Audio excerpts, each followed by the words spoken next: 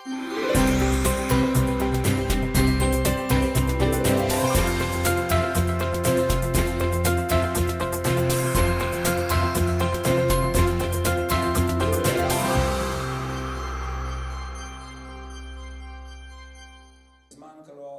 Moravskih Toplicah so se predstavili kandidati skupne liste NSI, SLS in Fokus, ki bodo na prihajajočih državnozborskih volitvah kandidirali v Pomurju. Srečanja so se udeležili tudi predsednica SLS ter predsednika strank NSI in Fokus. V stranki Fokus so kritični predvsem do odnosa trenutne vlade do gospodarstva. Ja, na področju gospodarstva pravzaprav manjka vse. Najprej je treba ugotoviti, da trenutna vlada že od samega začetka ni naklonjena gospodarstvu. Pravzaprav nasprotno bije nek razredni boj ideologijo proti gospodarstvu, proti vsem tistim, ki hranijo našo socialno državo.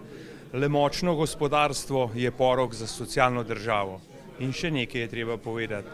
Delo se mora splačati, znanje in trud morata biti nagrajena. To pomeni, da obdržimo mlade v Sloveniji in pripeljemo tudi tuje talente v Slovenijo, zato da ta dodana vrednost zraste, ki jo tako potrebujemo, da bomo imeli dobro plačane službe, da bodo ljudje radi ostajali v Sloveniji in s tem zagotavljamo potem socialno državo. Kar pa se tiče seveda trenutne vlade in pa ukrepov oziroma zakonov, ki so se sprejemali, pa lahko omenim samo zakon o čezmejnem opravljanju storitev, ki je odneslo preko 200 milijonov vsako leto v blagajne. Potem naslednja stvar je, da so espeji tako obremenjeni, da enostavno ne zdržijo proti sivi ekonomiji, tako da zapirajo svoje obratovalnice in se selijo tudi oni, bom rekel, v sivo ekonomijo, ker pač preživeti morajo. Ni prav, vendar je tako. In tretja zadeva, slišimo in vidimo, da se določeni oddelki podjetij selijo predvsem v Zagreb, pa tudi v Romunijo, Bolgarijo. To pa pomeni, da spet visoko plačane službe gredo čez mejo in zopet ni nobenega denarja v naše državne blagajne, se pravi pokojninsko, zdravstveno in pa seveda glavno v integralni proračun. Zato moramo v prvih dneh po volitvah spremeniti način obravnavanja gospodarstva, gospodarstvenikov, podjetnikov in to, da jim ponudimo eno stabilno, predvidljivo poslovno in davčno okolje. Mimo vprašanja o skupni listi kandidatov seveda ni šlo. Najprej je program tisti, ki je zelo podoben. Vse tri stranke gojimo podoben program, razlik praktično ni in skupaj smo ugotovili, da 1+1+1 ni samo 3, ampak zdaj se vidi, da predvsem ljudje razumejo našo, bom rekel, ponudbo kot ono upanje za veliko boljšo prihodnost in to smo jim lahko ponudili. V stranki Fokus Marka Lotriča pa prinašamo predvsem vpogled v gospodarstvo, pogled v regionalno politiko, zato smo tudi z dr. Moniko Kirbiš-Rojs leto dni nazaj, 18. januarja, ustanovila stranko Fokus Marka Lotriča. Pomurje potrebuje več posluha. Kandidati iz skupne liste pa ga, kot poudarjajo, imajo in bodo znali nagovoriti širok krog volivcev. Se povezujemo izključno zaradi tega, ker želimo pokazati tudi, kako pomembno je povezovanje sorodnih političnih strank pred volitvami za skupen nastop na volitvah. Zaradi tega, da lahko uresničimo naše razvojne programe tudi z Prekmurjem oziroma celotno Pomurje. Ta regija potrebuje posluh in lahko rečem, da naši kandidatke in kandidati na skupni listi imajo prav to, posluh do slehernega posameznika. Jaz sem prepričan, da bodo znali zmogli nagovoriti zelo veliko ljudi in prispevati velik delež odstotkov k tej skupni listi. Tako kot v stranki Fokus, tudi v NSI poudarjajo, da si želijo privlačnejše poslovno in davčno okolje. Znižali bomo davke, absolutno, tako za gospodarstvo, kot tudi za ljudi, da bodo lahko prejemali večje plače. In prvi ti ukrepi bodo narejeni že v prvih 100 dneh naslednjega mandata, ko bo skupna lista tudi del vladajoče koalicije. Kar se tiče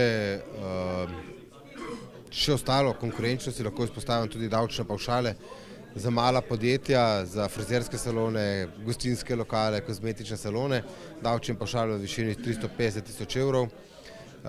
Pomembno tudi, da se nazaj uredi delo normirancev, da se dvigne to mejo na 150.000 evrov, kar pa je še pomembno, poudarjam, višje plače za ljudi preko nižjih davkov.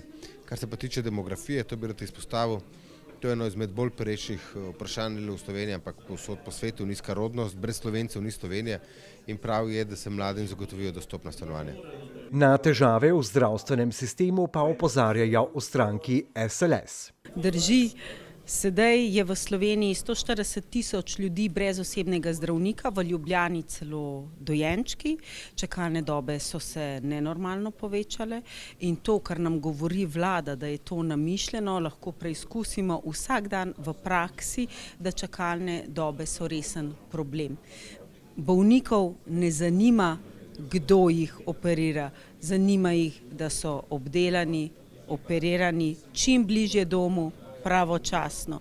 In to se da narediti z vključevanjem vseh kapacitet, seveda pa tudi z plačevanjem. Zdravstvena zavarovalnica, ki je plačnik teh storitev, vendar v resnici smo plačnik mi, ki plačujemo v zdravstveno zavarovalnico, kar zajetno premijo že pri povprečni plači, pridemo kmalu na okoli 300 evrov mesečno, to je pa že kar lepo zdravstveno zavarovanje. In tukaj se mora reorganizirati, spremeniti način dela, da bo postala prava zavarovalnica, da bo vsak od nas imel pogodbo, v kateri bo jasno zapisano, kaj nam pripada. Potrebna je debirokratizacija. To, kar imamo sedaj, zadnjič sva za mojo medicinsko sestro računali, na 6 različnih mest morava unesti isti podatek, 4 jaz, 2 ona, tudi v elektronski karton, debirokratizacija, zato da bo zdravnik zares imel dovolj časa, da bo gledal paciente, ne pa izpolnjeval papirjev. Nam se zdaj dogaja, da zdravnik in medicinska sestra 3 ure v ambulanti izpolnjujeta papirologijo, ne pa gledata paciente. To bi tudi znatno skrajšalo čakalne vrste in seveda podpora primarni ravni. Primarna raven je izjemno pomembna, podpora osebnemu zdravniku, pediatru, osebnemu ginekologu, čim bližje domu, tako da mislim, da v Novi Sloveniji, SLS in Fokusu imamo rešitve, ki jih verjamem po 22.3. bomo lahko tudi ustrezno naslovili. Skupna lista oziroma predsednika in predsednica strank so nagovorili tudi razvoj podeželja in demografske izzive. Drži, Slovenska ljudska stranka na to skupno listo prinaša poleg zdravstva in regionalizacije tudi kmetijstvo. Žal je v kmetijstvu podobno kot v zdravstvu. Ogromno enih papirjev, birokratskih postopkov, tako da je na prvem mestu tudi ta debirokratizacija v kmetijstvu. Spodbude mladim prevzemnikom, da bo mlad kmet zares želel prevzeti kmetijo, ne pa da bo samo razmišljal, kako bo čim hitreje šel v službo. Na kmetiji se bo pa potem seveda zmanjšalo število živine, vinogradi se bodo zarasli.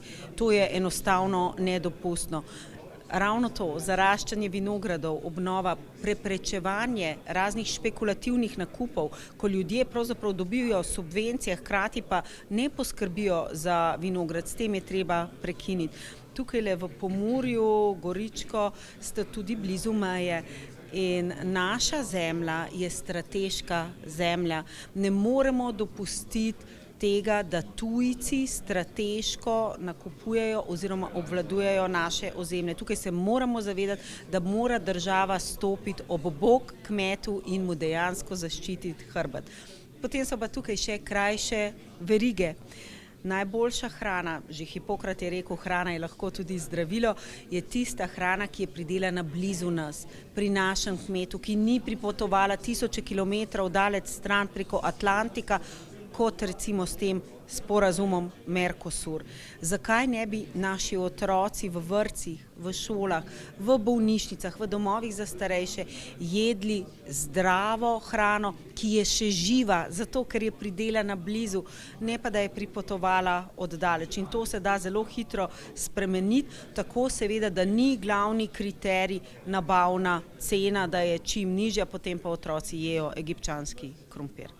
Na skupni listi za Pomurje kandidirajo Jožef Horvat v volilnem okraju Lendava, Mira Rebrnik-Žižek v volilnem okraju Ljutomer, Franc Horvat v volilnem okraju Murska Sobota 1, Drago Rajbar v volilnem okraju Murska Sobota 2 ter Alenka Moravec v volilnem okraju Gornja Radgona.